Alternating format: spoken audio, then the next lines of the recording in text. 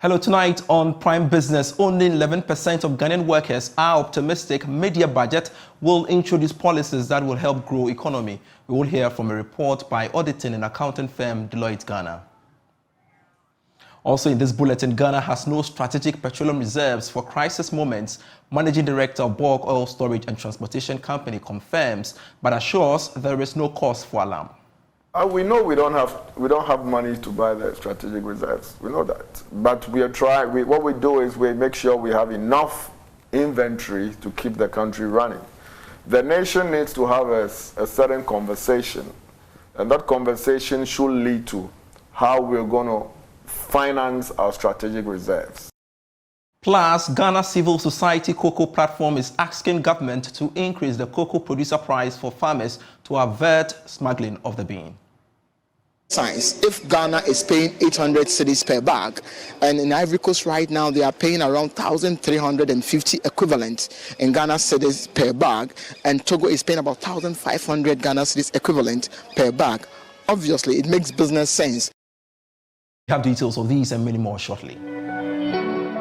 Thanks very much for your time. I am Pius Kujo Baka, and look now at our stories. Only 11% of Ghanaian workers are optimistic about the media budget introducing policies that will help the economy grow.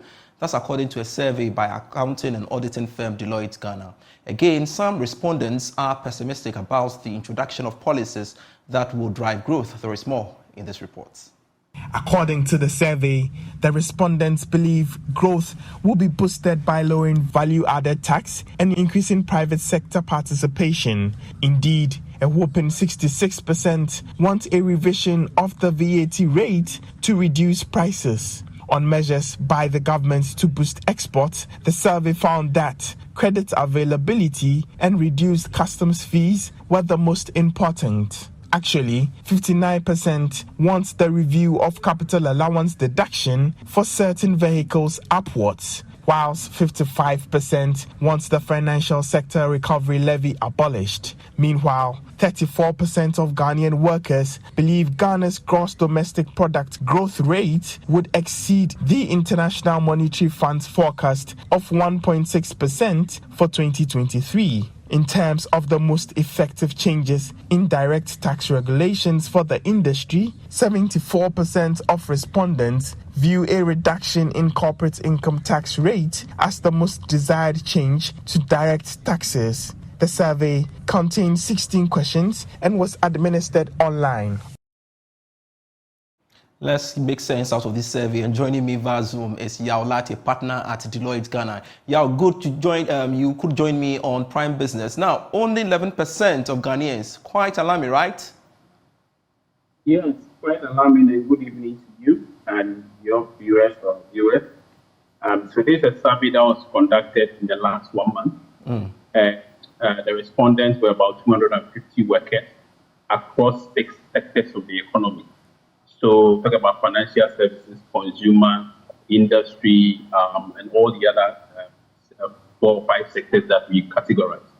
And most of the respondents significantly within the middle level, so the low to middle level, supervisors, managers, assistant managers, and senior managers at various institutions were contacted. And so we got some very good responses from all the respondents that we reached out to. And so our survey covered issues that have affected Ghanaians in the last few years, and also what Ghanaians expect to see in the budget, upcoming media budget, and also the budget for 2024. Most of the respondents were very, very pessimistic about government introducing policies that would drive economic growth. And this was based on the fact that a lot of the policies that are introduced in budgets do not go through adequate or comprehensive consultation process. And so some of those policies are introduced based on government expectation of achieving a certain revenue level without adequate consultation with the stakeholders that are going to be affected. And so a lot of them were quite pessimistic, not because government is not able to introduce policies that will affect growth, but because their voice are not heard when government is introducing policies that will affect growth. And so in their view, some of the policies that have been introduced in the past were quite retrogressive, and some of the taxes that were introduced were fought out by stakeholders, even in parliament, and yet government went ahead to introduce them, and they didn't really get the result that they were looking for. So there is some pessimistic view from all those who responded, particularly, based on the 11% respondent, that only 11% of people were positive that government will introduce policy that will drive economic growth. Quite revealing there. But what other revelations did the survey provide? Yeah. So, as rightly stated before, most of the respondents were concerned about taxes that have been introduced in the past. So usually you would have instances where existing taxes are amended. So when there's a rate that has been existed, for instance, the VAT was 12%, it was increased to 15%. And so that is something that a lot of respondents were concerned about, that amendments in taxes are likely to affect economic growth and affect their business adversely. So that's something that a lot of respondents were expecting. So over 74% were expecting a reduction in the corporate income tax rate, because some industries are paying effective rate of more than 30%. So if you look at all the other levies and taxes that are being paid, new taxes that were introduced recently, the corporate tax at 25%, other levies added on to it, take them all the way to 35%, particularly the financial service sector. So the financial service sector was a key concern. I think most of the respondents in the financial service sector were quite pessimistic because of the effect of certain government policies. One of them being the domestic debt exchange program that has got huge impact on the financial service sector. So they were quite pessimistic. So they asked for a reduction in the corporate income tax rates. Some of the respondents also asked for a revision of the VAT and levies act. So either we are putting all of them and using them as composite, where the VAT and other levies, which is currently at about 21%, are all put together as one levy or one tax that's recoverable. As we speak, we have 15% VAT and other levies of about 6%. That takes those who operate in the market to about 21%. So that distortion. And in fact, if you look at the survey, one of the findings that came out is among the sub-Saharan African region, those that have seen economic growth have their VAT, that their VAT and levies below 17%. So where our VAT and levies takes you over and above 17%, is likely to have adverse impact on your economic growth. And I think, so these are the key, some of the findings that came up. All right. Any recommendations? So what we recommend based on the survey findings is, one, in the mid-year budget or the main budget for 2024, we have to look at the corporate tax, income tax rates. So historically, you would have 25%, and there will be a combination about increasing it to 30%. Government should be strategic about some industries. So for certain sectors of the economy that we expect to drive economic growth, we can have them enjoy some concession about 5 percentage points. So whereas all other industries are paying 25%, some strategic sectors of the economy should be paying 20%. So that's a strategic initiative that we expect to happen. The second proposal that we have based on our survey findings is that we should review the tax regime, particularly on VAT and levies. So either we are putting them together as one composite levy that is recoverable through the input output system, or we are reducing the VAT rate. So it allows consumers to enjoy the benefit of the reduction in tax. And then the last one is credit financing. So as we speak, a lot of industries are looking for credit, struggle a little bit. One, because interest rates are very high, and then also venturing in certain sectors. So we want to do green finance, we want to build green economy. We should have tax incentives for business that are doing green financing and sustainable economy. Those who are building the sustainability of the economy should be given some incentives, and also tax incentives to support our green economy. Once we have a sustainable environment, obviously we have a growing economy in a sustainable way. Thank you very much, Yaolati, for your time here on Prime Business. He is a partner at Deloitte Ghana speaking to me on the back of that survey they conducted. Let's move on to some other stories. And Ghana has not got any strategic petroleum reserves now for crisis moments. This has been confirmed by Managing Director of the Bulk Oil Storage and Transportation Company, Edwin Provençal, to Joy Business, but he insists there is no cause for alarm for now. He's been speaking on PM Express Business Edition with George Yafe. We know we don't have money to buy the strategic reserves. We know that, but we are trying. What we do is we make sure we have enough inventory to keep the country running.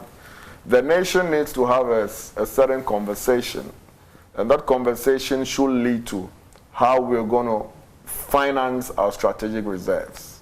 It's a very critical information. If you ask me whether does Ghana need strategic reserves, I say yes, Ghana needs strategic reserves.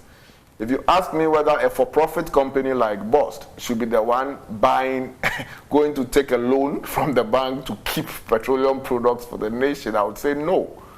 We can't do that because the strategic reserve, like I said, is like an insurance policy, and you and I who benefit from the insurance policy, we need to finance that reserve. How to finance it is a discussion that needs to be had by the policyholder and various stakeholders to find an optimal way of financing those reserves. Is the Bost margin not enough to take care of all these operational costs of yours? No, Bost margin is strictly for maintenance and operations of the network assets, and it's I mean, it used to be about 37. 2021, it used to be 37% of our income. 2022, it moved to, or 2021 used to be about 47% of our income. 2021, it got to 37%. 2022, as I speak to you, it's about 11% of our income. It's nothing to write home about.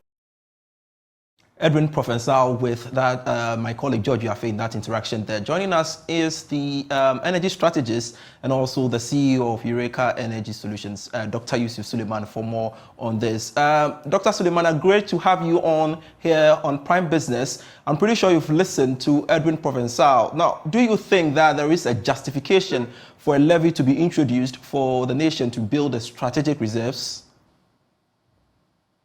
Yeah. Good evening to you, Pius, and your cherished voice in Ghana and across the globe. Thank you for having me. Yeah, indeed.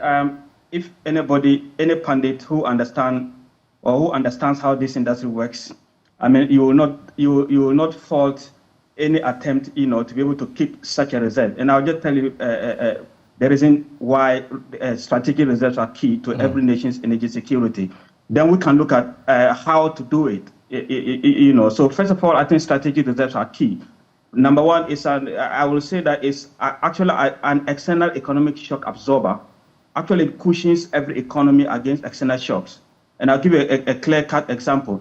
I mean, in volatility period, especially energy market volatility period, where we have energy prices dropping drastically or when we have energy prices increasing drastically, it is only your strategic reserves that will buffer you in these areas. So in the oil and gas industry or energy industry, we do have the boom and then the bust cycles. For instance, if you look at 2020, first quarter of 2020, what happened? The market collapsed phenomenally. I mean, if you remember, there was no space to store petroleum products. In fact, WTI went to negative.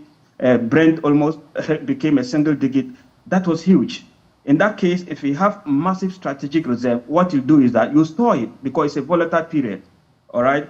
Now, number two, if you look at the other way around, just change the coin to the other way around. Sometimes petroleum price becomes so expensive. For instance, in the U.S., if you remember, just in the lead up to Russian crisis, oil prices skyrocketed, and that had a lot of impact on pump prices. What did the U.S. do? They released about 180 million barrels of oil per stream day. Pius, that is very, very huge. That's like 2 days the global consumption. And it was able to have impact on the market. So, yes, strategic reserve is an energy security undertaking to the extent that even U.S., if they have to release anything from strategic reserve, it has to pass through Senate or the president has to override everything with emergency. So nobody can underestimate the importance of strategic reserve. And that's actually why BOSS was set up to do, to be able to keep that strategic reserve so that in situations whereby the market becomes volatile, that is the key thing. In volatility period, you need your strategic reserve to stay afloat. Other than that, you will not have strategic advantage in both areas when oil prices are dropping and when energy prices are going up. Pius. Great education there. But what do you think should be the alternative to funding strategic petroleum reserves? Yeah, so that's another good question. We can do that from both the upstream side and then the downstream side. I always feel that I want to remove, minimize or take away or zero out the temptation of putting in more taxes. That would have been the easier way, and the government will only look at the easiest way in the price build-up. But if you ask me, I'll just tell you that in the price build-up, just restructure. We have a lot of components in the price build-up that we can restructure to take some component to, for such a reserve, because it's critically important. In the upstream also, we can take out some portion of our oil remittances. It's very crucial. Maybe 0.01% or 0.1%. That could be huge. Let's put it and use it to cater for strategic reserve, because like it or not, as much as it's a key energy security requirement, it is also very expensive to keep. But I think it's worth it if we're able to do that. All right. So, Yusuf, I'll plead with you to hold on for me as I engage the Executive Secretary of the Chamber of Petroleum Consumers Ghana, Duncan Amwa, is the Executive Secretary of the Chamber. Duncan, good to have you on here on Prime Business. First of all, are you alarmed that Ghana does not have any strategic petroleum reserves as confirmed by Edwin Provençal? Good evening to you, good evening to my brother Yusuf, and to your viewers across the world. Indeed, it is not shocking that BOS would not have a liter of strategic reserve.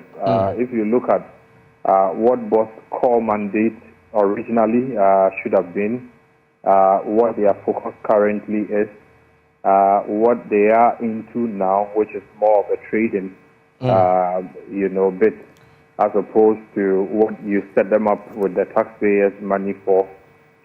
You get the sense that this whole conversation about even keeping a strategic storage or stock might not sit well with BOS currently, because the tanks have been commercialized. The storage that you expected to have been there for you to fall on in bust and boom times, like Yusuf alluded to, those tanks have been commercialized. When BDG's one brings products to store, BOS would gladly take the product, charge commercial rates in order that they rake in some return.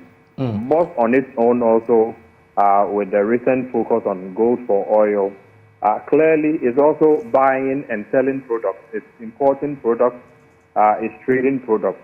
You end up wondering what space exactly would you be looking at,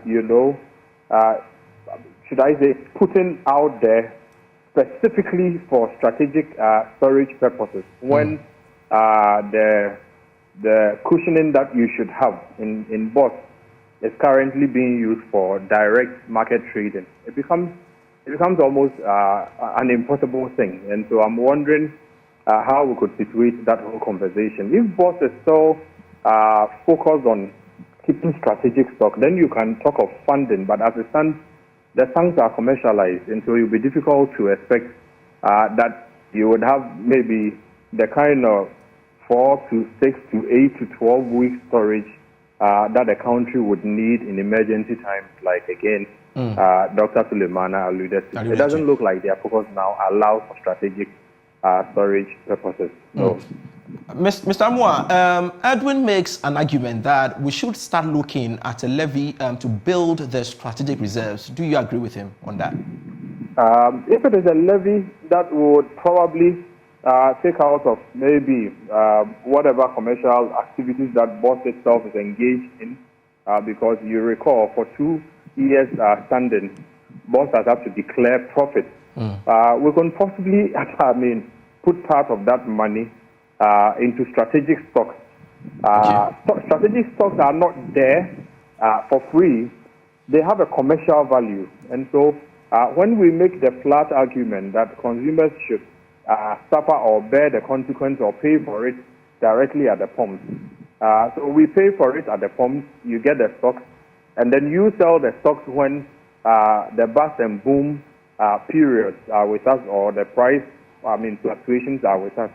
You also sell for commercial value. So what I paid for in direct levy, what would it amount to for me? So I think that, yes, now that BOS is doing quite well, Now that we're probably able to get profitable, maybe government should also decide that part of whatever profit boss is making is because the public is paying to maintain the tanks, which as we speak are commercial. Because like I indicated, when BDCs store products, boss will charge them. When boss brings in product to trade, they are equally engaged in some commercial activity. Yet it is the taxpayer, it is the transport driver, the taxi driver who would still pay the boss margin to maintain boss tanks. So it's like boss has a free ride. Whatever profit boss is making now, I'm sure government could decide through SIGA that let's apply 10% of that. Let's not take everything from them. Okay. We can leave 10% of the 200, 300 million profit made to store some products in there because it is still our money as a state. But to come down to the consumer to say consumer should pay more money, I don't think that will happen. All right. Anytime soon. Thank you very much, Duncan Amoah, for your time. He's the Executive Secretary of COPEC speaking to us there. And Dr. Suleimana, you have the last word. Should governments look for a strategic partner for such a move to build reserves finally?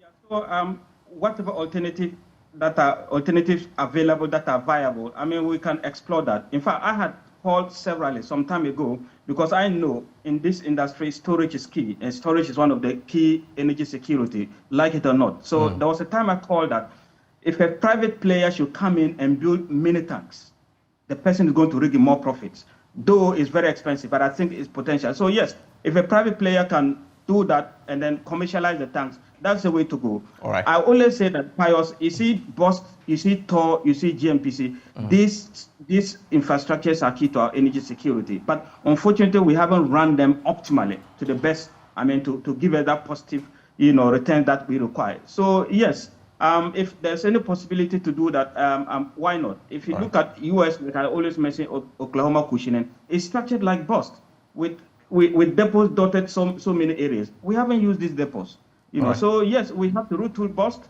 and make it a bit vibrant, and let it come back to its core mandate. If there is justification that BOST can do its core mandate, then people will say, okay, there's a requirement for any new levy or whatever. But at the end of the day, but as we speak now, the core mandate, as alluded to my good brother Boss MD, it's not there. They are not able to do the core mandate. All right. So it is very difficult to say if you need any new levy. But of course, strategically, if you have a partner, why not? All right. That should be able to do that. Thank you very much. I guess your point is well made. Dr. Yusuf Suleimana speaking to us there. Let's quickly touch on this story before we wrap up. The Ghana Civil Society Cocoa Platform is asking government to increase the cocoa producer price for farmers to avert smuggling of the bean. Co-convener of the platform, Obed Owusu Adai, says the current producer price of 800 cedis per bag is not only woefully inadequate, but fueling smuggling of the beans to neighboring countries. Ohemin Tewia has more. Government increased the cocoa producer price from 660 Ghana cedis to 800 Ghana cedis per bag, representing an increase of 21% for the 2022-2023 main crop season, which begins in October. But the Ghana Civil Society Cocoa Platform insists the amount is low compared to the same quantity bean sold between 1,300 and 1,500 in neighboring Cote d'Ivoire and Togo. The platform is the umbrella body of all groups working around the cocoa industry. Co-convener for the platform, Obed Owusu Adai, tells Joy News the development has given birth to cocoa smuggling syndicates that work with some licensed cocoa buying companies in Ghana. It's something that happens regularly, but this year has been a different level altogether.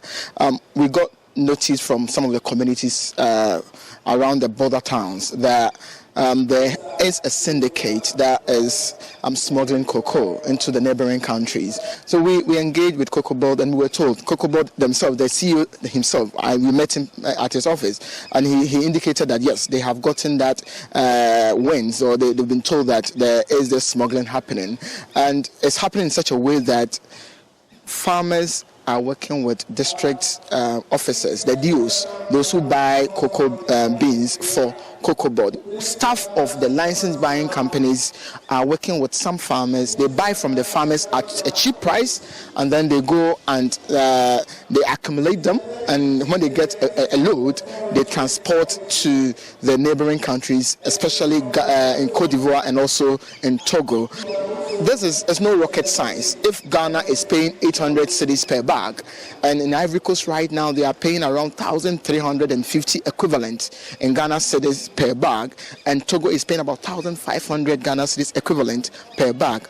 Obviously, it makes business sense for farmers to sell to DOs who might come in and say, I'm buying your beans 1,000, and when they know they take it to the border, they will get higher price. So that is what we realized was accounting for this whole smuggling. According to him, though some arrests have been made, that alone is not enough to curb the widespread smuggling, which is common in border towns of Elubo and Krankwanta, among others. Right from Elubo, all the way through Dadieso, Enche, Dwabuso, up to Nkankwanta in the Doma area, and it's across all the border towns in the west. Mr. Owusu Ade, who spoke on the sidelines of a disbursement of $4.8 million carbon emission fund in Kumasi, said the practice, if not checked, can affect Ghana's syndicated cocoa loan program. Ghana, sometimes we get what we call premium. The premium is based on your production and the quality of beans you produce. So if you tell your buyer that I'll give you 20 tons, and the year comes and you only give them 10,000 or 10, they will say that you are not credit worthy. So next year, when they are buying, they will depreciate your premium, and so you not get the money that, and it will go down to the farmer. The farmer will also not get good price. So there is a real challenge with us not getting the quantity of beans that we anticipate that we'll get. It will really disturb the farmer. It will disturb Ghana's foreign exchange earner. But is this a concern to the Ghana Cocoa Board? And how is the board dealing with the issue? From Kumasi, for Joy News, Ohimenteria reporting. Thanks so much for your company. I am Pius Kojo Baka. Prime Sports is next with Ms. Blau.